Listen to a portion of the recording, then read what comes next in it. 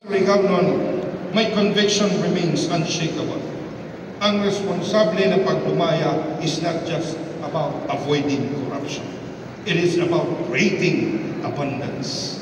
Ang likon sa pag-atubang sa maski uno na pagsulay is not just about weathering storms. It is about emerging stronger.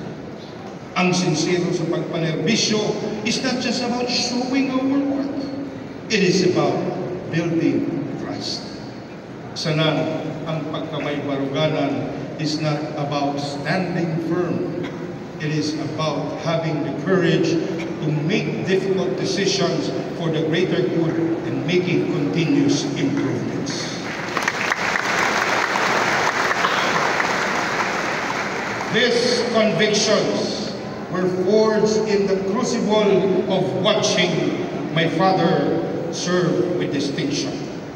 Learning from his example that true leadership is measured not by the applause you receive, but by the difference you make in the lives of those who trusted you with their future. With the grace of God, who never failed to provide wisdom and guidance through the Holy Spirit when I needed it most. As we embark on our LSB 2.0, I renew my pledge to you, mga Surigao. Every decision will be made with your welfare in mind. Every project and program will be executed with excellence and integrity. Every peso will be spent with the utmost care and transparency.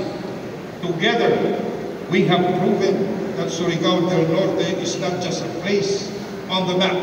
It is a destination for progress, a beacon of hope, and a testament to what Surigaonons can achieve when we unite behind a common purpose, guided by the divine providence and strengthened by the love of our families. The journey continues. Pagpadadun ta sa pag-abante. The momentum builds, the future beckons. We shall continue to make Surigao del Norte the pride of our nation and the pride of every Surigao. Ipaladyo nato ang atong panaghihusa, panaghukom pagtinabangay para sa kaugmaon ng atong pinayangga ng Surigao del Norte. Kay nagtuo ko na basta tayo'y magkasama, laging mayroong umaga kay Ganda. Daghang salamat! Abante Surigao! Mabuhay ang mga Surigao!